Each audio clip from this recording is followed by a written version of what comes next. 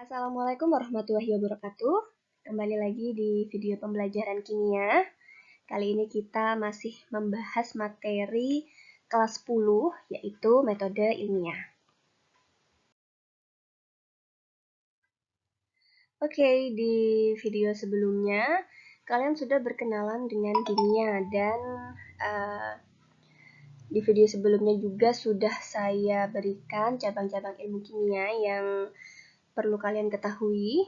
Jadi buat yang belum nonton videonya, kalian bisa klik link yang ada di description ya.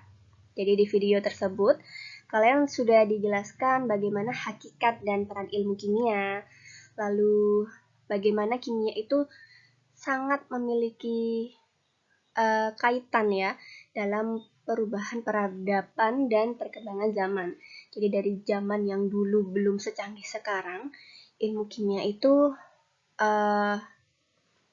punya andil besar dalam perubahan peradaban dari zaman dahulu sampai sekarang gitu. Jadi begitu dekatnya kimia ya dengan kita, karena kimia itu ada dalam kehidupan sehari-hari kita. Jadi seperti perubahan peradaban ya dan perkembangan zaman, ilmu kimia pun tuh juga berkembang gitu. Makanya ada cabang-cabang ilmu kimia.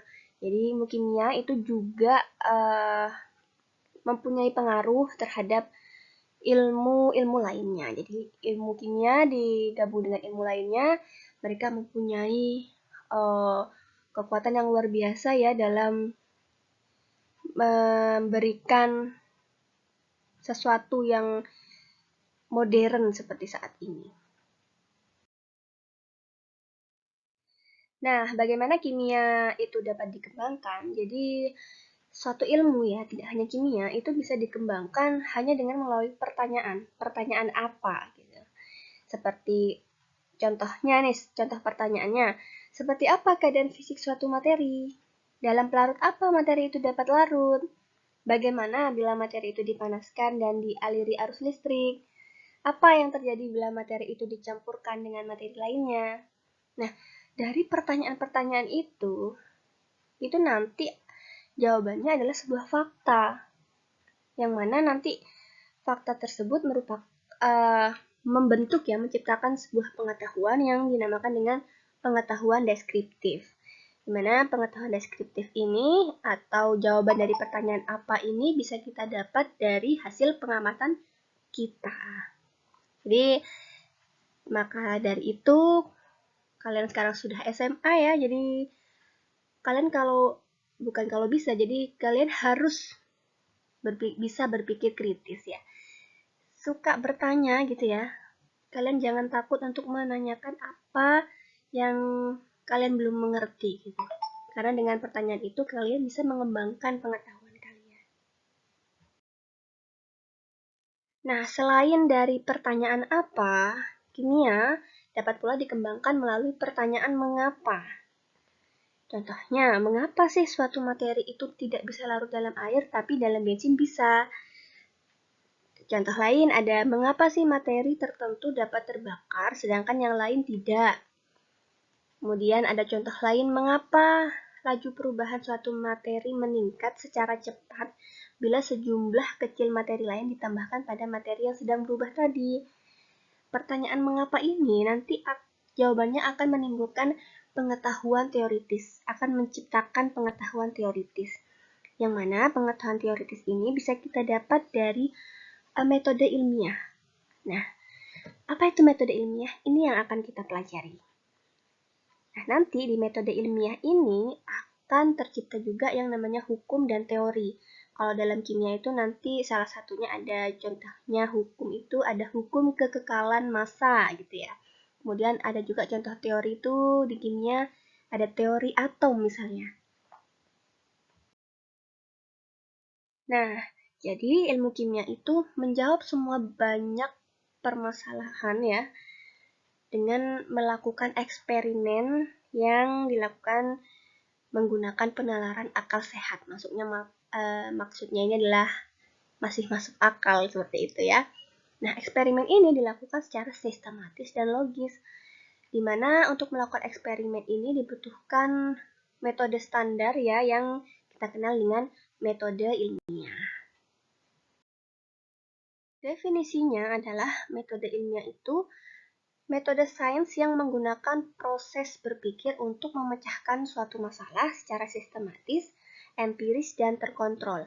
Maksudnya sistematis itu apa? Berarti dalam melakukan suatu eksperimen atau percobaan itu terstruktur sesuai dengan rencana agar efisien ya, sampai nanti terbentuk sebuah kesimpulan.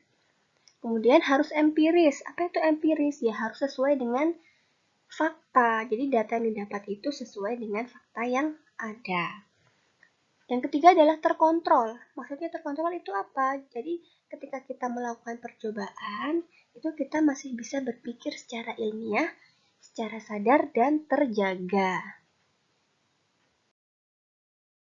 Adapun langkah-langkah metode ilmiah itu kurang lebih yang akan saya sebutkan ini ya, tapi nanti jika kalian menemukan literatur lain yang berbeda, pada intinya itu adalah tujuannya sama, hanya mungkin ada yang 3 langkah dijadikan 1 poin, atau 1 poin ada yang dijadikan beberapa langkah, jadi sebenarnya sama saja ya, hanya mungkin ada yang lebih diurai, ada yang lebih dimanfaatkan nanti langkah-langkahnya. Yang saya sebutkan ini adalah inti-intinya ya. Yang pertama, dari metode ilmiah, langkah pertama dari metode ilmiah itu adalah merumuskan masalah. Jadi ketika kamu menemukan kasus, kamu harus merumuskan masalah terlebih dahulu. Masalah di sini maksudnya apa? Masalah pada metode ilmiah ini didefinisikan sebagai suatu yang harus diteliti untuk memperoleh jawaban atas suatu pertanyaan. Jadi ketika ada kasus, kalian kan pasti timbul pertanyaan, kenapa bisa begini, kenapa bisa begitu. Nah, itu masalah itu kalian rumuskan dalam bentuk pertanyaan ya, yang bersifat terbuka. Maksudnya terbuka itu gimana? Jadi masih memungkinkan adanya jawaban yang beragam. Nah, rumusan pertanyaan ini yang nanti kalian akan cari jawabannya dengan melakukan eksperimen atau percobaan. Langkah yang kedua adalah menyusun hipotesis.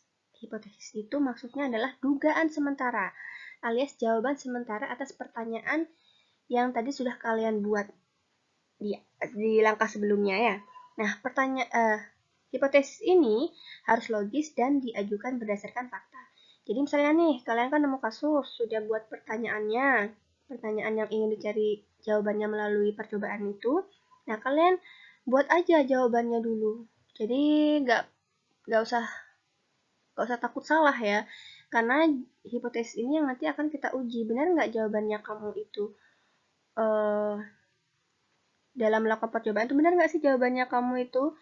Kalaupun salah itu nggak apa-apa, itu nanti akan jadi kesimpulan ya, kesimpulannya harus disesuaikan dengan percobaan nanti. Jadi hipotesis ini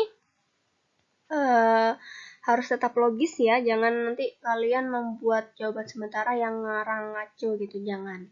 Jadi tetap harus logis dan diajukan berdasarkan fakta, walaupun ini hanya dugaan sementara. Langkah yang ketiga adalah menetapkan variabel penelitian. Variabel adalah faktor yang dapat mempengaruhi hasil penelitian. Dibagi jadi 3, yaitu ada variabel bebas, terikat, dan variabel tetap. Variabel bebas maksudnya adalah variabel yang sengaja diubah-ubah untuk dilihat pengaruhnya terhadap hasil percobaan. Contohnya nih, kalian mau meneliti suatu kecepatan zat ya, kecepatan reaksi, ini kecepatan reaksi suatu zat berdasarkan konsentrasinya misalnya. Nah, yang diubah-ubah itu nanti konsentrasi yang di gelas kimia pertama misalnya 1 molaritas, kemudian gelas kedua itu diubah 2 molaritas, gelas yang ketiga dibuat 3 molaritas. Jadi ada yang dibuat berbeda, ini namanya variabel bebas. Variabel terikat itu adalah variabel yang diukur atau diamati sebagai hasil percobaan.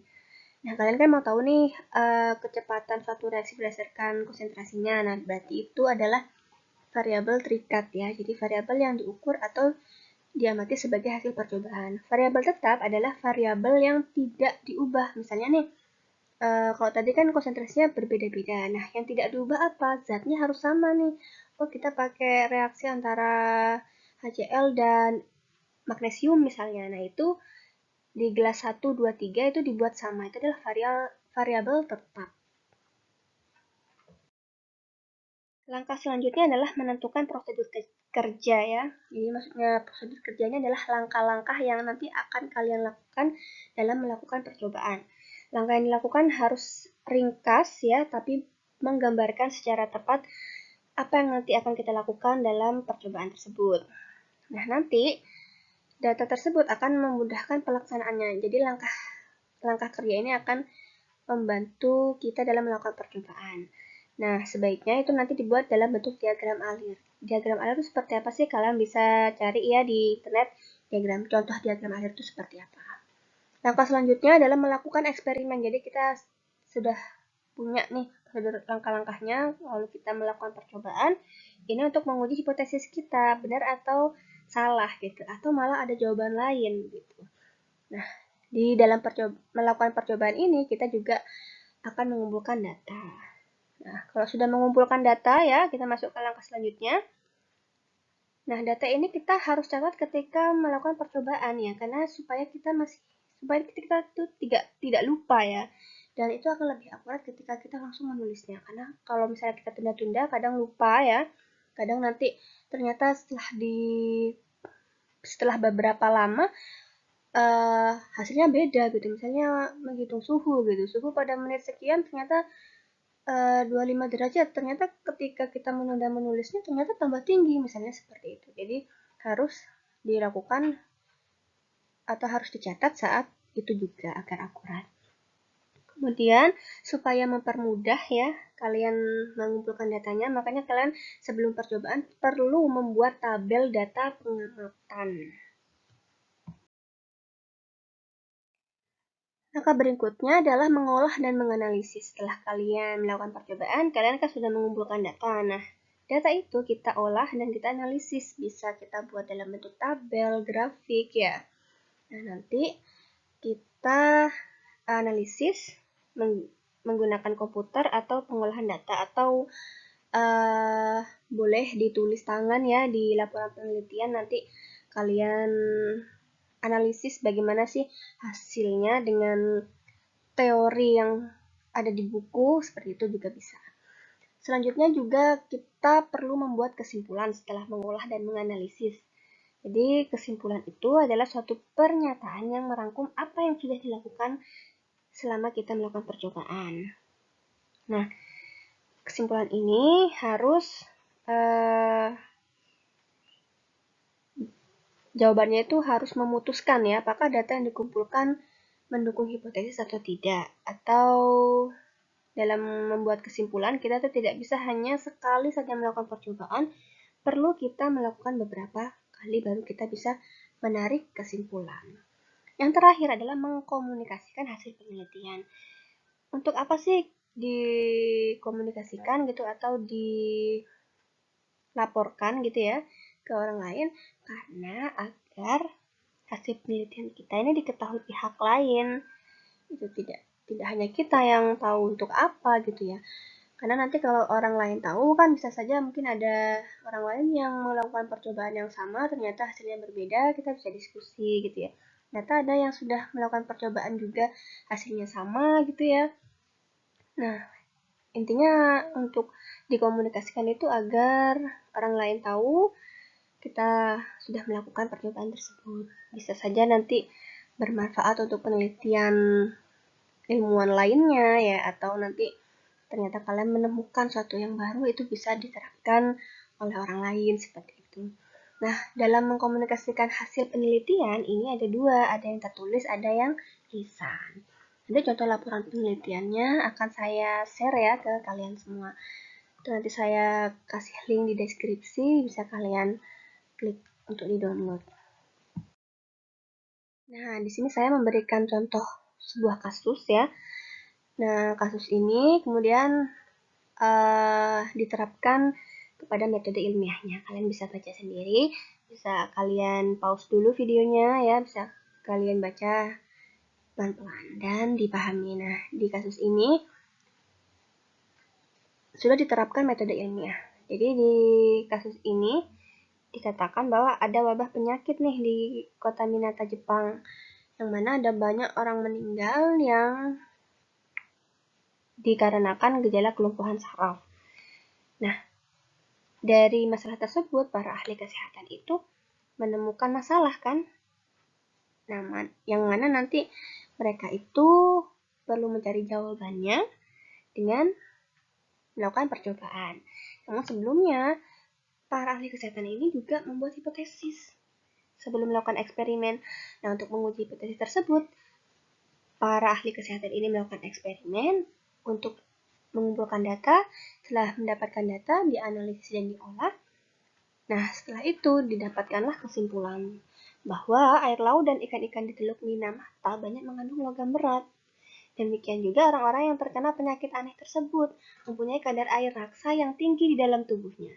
Maka dari metode ilmiah itu, di sini malah tercipta sebuah teori ya bahwa penyakit tersebut diakibatkan oleh keracunan logam merkuri akibat adanya ikan yang mengandung logam berat atau air raksa. Nah, jadi dari kasus ini dibuat metode ilmiah ya. Jadi para ahli kesehatan ini sudah menerapkan metode ilmiah dalam penelitiannya.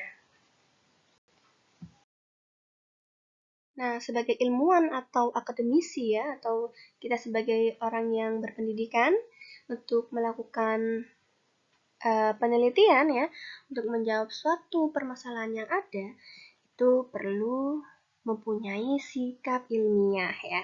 Apa saja sikap ilmiah itu? Yang pertama ada ingin tahu. Nah, jadi kalau ada masalah ya kita kalau mau menyelesaikan ya harus punya rasa ingin tahu. Kemudian kritis ya, mengejar nih, kenapa bisa begini, kenapa bisa begitu. Nggak hanya diam saja ya.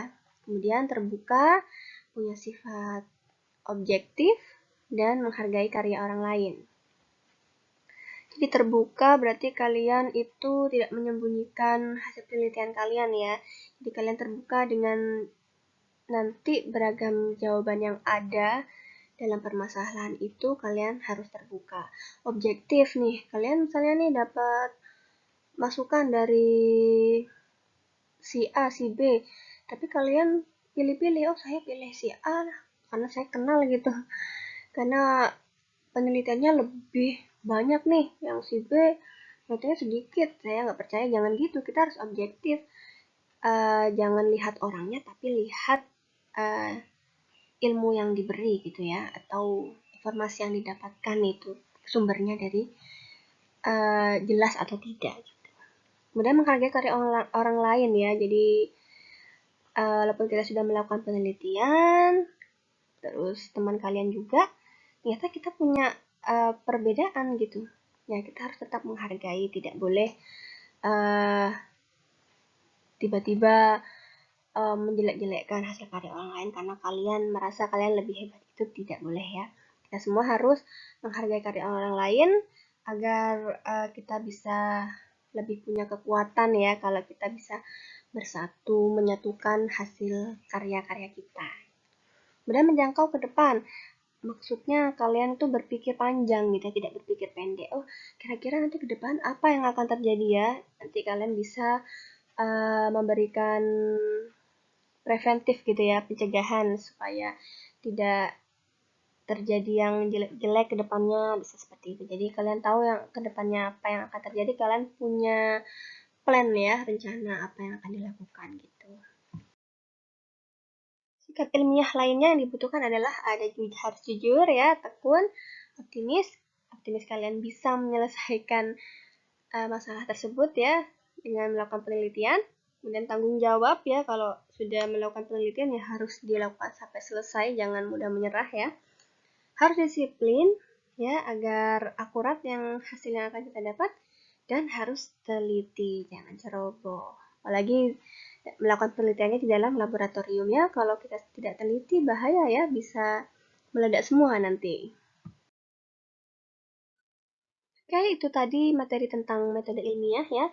Sekarang Ibu akan memberikan penugasan mandiri kepada kalian. Di sini ada sebuah percobaan ya. Di situ ada pertanyaannya, kalian disuruh untuk menentukan mana variabel bebasnya, mana variabel terikat, dan variabel tetapnya atau variabel terkontrolnya. Nah, kemudian saya ingin kalian mencari suatu kasus atau fenomena alam yang terjadi dalam kehidupan kita saat ini. Nah, bayangkan kalian akan meneliti suatu kasus tersebut, ya, suatu kasus yang menimbulkan masalah itu ya, kalian rumuskan masalahnya. Intinya kalian terapkan langkah-langkah metode ilmiah dalam kasus tersebut. Oke, terima kasih. Semoga bermanfaat. Tetap semangat. Sampai jumpa di video pembelajaran selanjutnya.